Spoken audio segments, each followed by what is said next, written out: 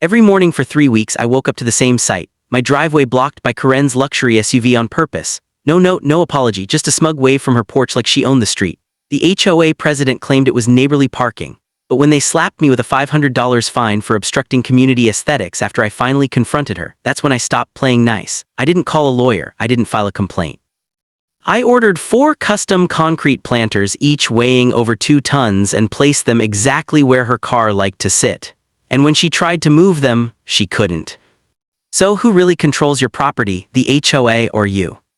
We moved into the Oakhaven Estates subdivision in early spring, the kind of place where the grass is always mowed to the same height, mailboxes match like twins, and neighbors wave from behind perfectly trimmed hedges. For my wife and me, it felt like the fresh start we'd been chasing after years in a cramped city apartment. Our little 2-story colonial sat on a quiet cul-de-sac, just big enough for a garden, a dog run, and weekend barbecues with the few neighbors who actually bothered to say hello. I'd spent weekends pressure washing the driveway, planting hydrangeas along the walkway, even repainting the front door a soft sage green, nothing flashy, just pride in a place we finally owned. The HOA welcome packet had seemed harmless enough. Maintain curb appeal, keep trash bins out of sight, no commercial vehicles parked overnight. Standard stuff. We signed the paperwork without a second thought. After all, we weren't troublemakers, we just wanted peace. But peace, it turned out, was a privilege, not a right in Oakhaven. It started with a notice slipped under our door one Tuesday morning. Violation, unauthorized driveway extension. Confused, I checked the property lines. Our driveway hadn't changed since we bought the house. Then came the emails, polite at first, then colder, then signed by her, Karen Whitmore, HOA president, retired corporate VP, and self-appointed guardian of Oakhaven's visual integrity. She lived 3 houses down in the biggest home on the block, with solar lights lining her walkway and a security camera pointed directly at our front yard. At first, I assumed it was a misunderstanding, maybe a clerical error, but the way she watched us from her porch during evening walks, arms crossed, lips tight, told a different story. Something about our presence had unsettled her, and in Oakhaven, when Karen Whitmore got unsettled, the whole neighborhood paid the price. I just didn't realize how far she'd go or how personal it would become. The first fine arrived on a Thursday, $250 for unapproved hardscaping.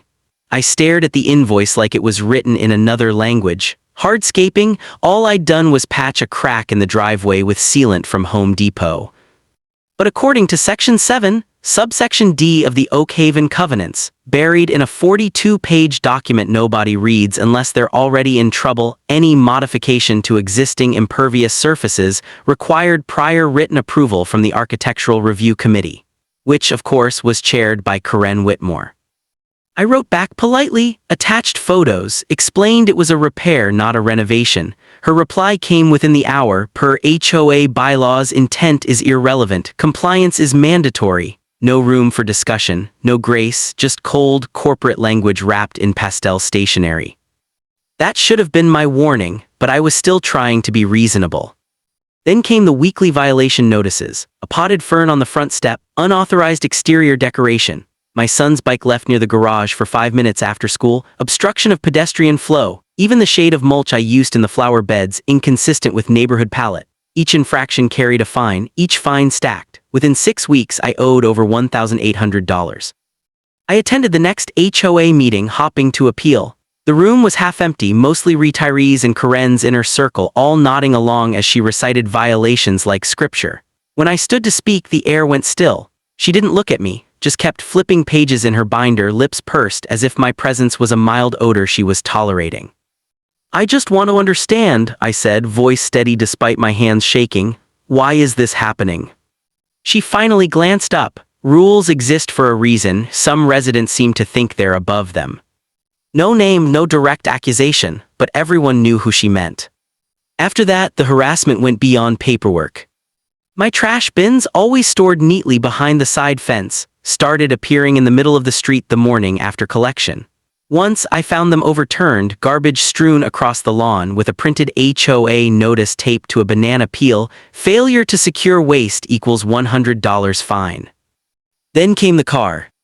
Karen began parking her white Lexus SUV directly across from my driveway, so close that when I tried to back out, I had less than 6 inches of clearance on either side. One morning, I scraped my rear bumper trying to maneuver around it. No note, no apology, just her watching from her bay window, sipping coffee like she was enjoying a matinee. I called the non-emergency police line. They said it wasn't illegal, she was parked on a public street technically. I spoke to the city zoning officer, he shrugged. If it's not blocking a fire hydrant or a driveway apron, there's nothing I can do. But here's the thing, she was blocking my driveway, just not enough to qualify as a legal obstruction. She perfected the art of petty sabotage, staying just inside the lines while making life unbearable. I started recording everything. Dashcam footage of her parking maneuvers, time-stamped photos of the bins, voice memos after every interaction. My wife worried I was becoming obsessed. Maybe I was, but when you're being ground down slowly day by day, fine by fine, you either break or you start planning. Then came the final straw. One rainy Tuesday, I returned from work to find a bright orange cone placed directly at the edge of my driveway. Taped to it was a new violation: unauthorized use of public right-of-way for private vehicle access. Below it, in Karen's neat cursive, repeated non-compliance may result in legal escalation. Legal escalation, from a driveway I'd used for 2 years without issue. That night I sat at the kitchen table, the HOA ledger spread out before me, $2 $375 in fines, 3 formal warnings, and a looming threat of a lien on my home. My son asked why I looked so tired. I didn't have the heart to tell him that the woman down the street was trying to make us feel like trespassers in our own house. But as I stared at those numbers, something shifted. The fear gave way to something colder, sharper. If the rules only protected people like Karen, maybe it was time to play by a different set. And that's when I started researching concrete. Not just any concrete, reinforced, custom-cast, industrial-grade planters, heavy enough that no tow truck would move them without a court order, and wide enough to occupy the exact space where her car liked to park. I didn't tell anyone, not even my wife, because this wasn't about fixing the problem anymore. This was about making sure she felt it. But I had no idea she was already planning something far worse. The planters arrived on a Tuesday morning, 4 of them, wrapped in plastic, delivered on a flatbed truck that rumbled down our quiet cul-de-sac like a war drum. Each one weighed 4,200 pounds. Solid concrete, reinforced with rebar, custom cast with subtle grooves that made them look like elegant garden features until you tried to move them. I'd had them placed precisely, 2 flanking the left edge of my driveway, 2 on the right, forming an unbreakable barrier that left just enough room for my car and absolutely none for Karen. I didn't say a word, didn't post about it. Just watered the newly planted ornamental grasses I'd tucked into the tops and went inside. By noon she was there. I watched from the kitchen window as Karen stormed up the sidewalk in her designer athleisure, phone pressed to her ear, face flushed crimson. She circled the planters like a predator denied its kill, kicking one with the toe of her white sneaker, then yelping in pain. She tried shoving it, nothing. She called someone, probably the HOA's enforcement liaison, and paced in tight, furious circles while waiting. When the HOA's so-called compliance officer showed up, an underpaid college kid in a too big polo shirt, he took one look and paled. "These aren't violating any rule," he muttered, barely making eye contact with her. "They're decorative on private property, technically compliant." Karen's jaw dropped. "Compliant, they're weapons." "No ma'am," he said, already backing toward his car. "They're planters." That afternoon, the HOA board sent an emergency email. Unauthorized installation of permanent obstructions, violation code 9.3, but I'd already checked. Code 9.3 covered fences, walls, or gates over 36 inches. These were 32 inches tall and labeled ornamental landscape features on the delivery invoice. She was trapped by her own rulebook. But Karen wasn't done. 2 days later, I found a notice taped to my front door, not from the HOA but from the county sheriff's office.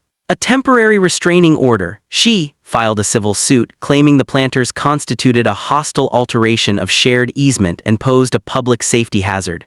The hearing was in 72 hours. My stomach dropped. This wasn't just about parking anymore. She was trying to paint me as dangerous, unstable, the kind of neighbor you'd want removed. I hired a lawyer, a no-nonsense property rights attorney who'd battled HOAs for 20 years. He read the complaint and laughed. "She's got nothing. Easements don't cover street parking. And hostile alteration, that's for boundary disputes, not potted grass." Still, the hearing loomed like a storm. The morning of the court date, I arrived early, heart pounding. Karen sat in the front row, perfectly coiffed, flanked by two board members like bodyguards. She didn't look at me, just clutched a folder labeled Exhibit A like it held the 10 Commandments. Then the judge called our case. Karen stood first, calm, confident. She spoke of community harmony, safety concerns, and how my aggressive landscaping had intimidated elderly residents. She even produced a blurry photo of Mrs. Henderson, 82 years old, hard of hearing, squinting near the planters as if she'd been traumatized by topiary. Then it was my turn. I didn't raise my voice, didn't rant. I simply laid out the timeline, the fines, the blocked driveway, the overturned trash bins, the cone, the escalating harassment, all documented, dated, photographed. I played the dashcam footage of her parking maneuvers, showed the city's written confirmation that her car was not legally obstructing anything because she'd mastered the art of psychological warfare within the letter of the law. Then I dropped the bomb. Your Honor, I said, pulling a new envelope from my briefcase, I also filed a counterclaim yesterday for harassment, abuse of HOA authority, and attempted coercion under Civil Code Section 51. And attached is a sworn affidavit from 3 other homeowners, 2 of whom are current HOA board members, who confirm Ms. Whitmore has selectively enforced rules based on personal grievances, not community standards. A murmur rippled through the courtroom. Karen's face went white. The judge adjusted his glasses, scanned the affidavit, then looked directly at her. Ms. Whitmore, are you aware that using HOA authority to settle personal disputes can constitute extortion under state law? She stammered something about misunderstandings. The judge didn't buy it. He dismissed her restraining order with prejudice, meaning she could never file it again. He ordered the HOA to refund every fine I'd paid plus legal fees. And then, in a quiet voice that carried through the silent room, he said, if I see another case like this from Oak Haven Estates, I'll refer the entire board to the state attorney general for investigation. We walked out into the sunlight. My hands were still shaking, but now from relief, not fear. Karen didn't look at me as she hurried to her car, but as she passed the courthouse steps, her heel caught on a crack in the pavement. She stumbled just for a second, but it was enough. Her folder flew open, papers scattered across the concrete like fallen leaves. No one helped her pick them up. And that's when I knew the real victory wasn't in court. It was in the silence that followed, the moment the neighborhood finally saw her for what she really was. But what happened next changed everything. The days after the court ruling felt like the first breath after being underwater for years. The fines vanished from my account. The HOA board, suddenly terrified of legal exposure, voted to strip Karen of her presidency in a closed-door emergency meeting. 2 of her closest allies resigned within the week.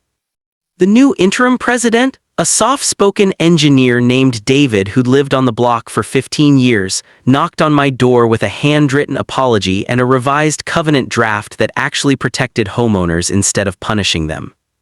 But the real shift wasn't in paperwork, it was in the air. Neighbors who used to avert their eyes when I walked by now stopped to chat. Mrs. Henderson brought over zucchini bread and whispered, she fined me $150 because my wind chimes were auditory clutter. A young couple down the street confessed they'd been too scared to hang Christmas lights after Karen cited them for excessive illumination. One by one, people came forward not with anger but with relief, like a spell had been broken. Karen didn't move, not right away, but she became a ghost in her own home. The Lexus stayed parked in the garage. The porch light stayed off. She stopped attending meetings. And when the HOA held its first open forum under the new leadership, her name wasn't on the sign-in sheet. Then 3 months later, her house went up for sale. It sold fast below asking price, I heard. The new owners painted the front door navy blue, installed a hammock in the backyard, and let their golden retriever bark at squirrels without fear of a violation notice. No one missed her. Not really. As for the planters, they're still there. I added lavender and creeping thyme around the base. In spring, they bloom like a quiet monument to what happens when you stop begging for fairness and start building boundaries no one can move. But the impact went beyond our street. My story, shared cautiously at first, then more boldly after the legal threat was gone, spread through local homeowner groups, then regional forums, then national HOA watchdog pages. I got messages from people in Arizona, Florida, Texas. She did the same thing to me. They fined me for a bird bath. I'm scared to repaint my shutters. That's when I realized This wasn't just about one petty HOA president. It was about a system designed to make ordinary people feel small in their own homes.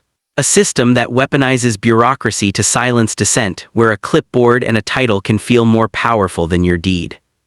So I started speaking up, not just for myself but for others. I helped draft a homeowner bill of rights that our state representative later cited in a proposed HOA reform bill. I testified at a city council hearing about the need for oversight on HOA enforcement powers, and I made sure every new resident in Oak Haven got a printed copy of the covenants, with the predatory clauses highlighted in red. The most unexpected change in me. Before this, I avoided conflict. I believed if I just followed the rules, kept my head down, played nice, life would be peaceful. But peace isn't given, it's protected. And sometimes protecting it means drawing a line in concrete.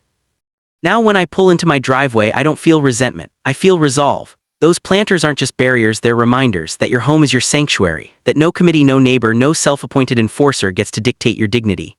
And that sometimes the most powerful thing you can do isn't to shout, but to build something so solid, so unmovable that pettiness simply bounces off it. Of course, not every HOA horror story ends with victory. Some people lose their homes to liens. Others endure years of silent suffering because they can't afford to fight back. And that's the real tragedy, not the absurd rules, but the imbalance of power that lets a single person, armed with a rulebook and a grudge, turn a neighborhood into a battleground. So here's my question for you. What would you do if someone tried to make you feel like a guest in your own home? Would you comply? Would you leave? Or would you find your own version of a 4-ton planter, something quiet, legal, and utterly immovable? Because in the end, this isn't just about driveways or fines or landscaping. It's about who gets to decide what belonging looks like. And if we don't defend that firmly, fairly, and without apology, then no amount of matching mailboxes will ever make a place feel like home. So tell me in the comments, have you faced HOA abuse? What was your breaking point, and what's your unmovable line? Because you're not alone, and your home, it's yours, not theirs.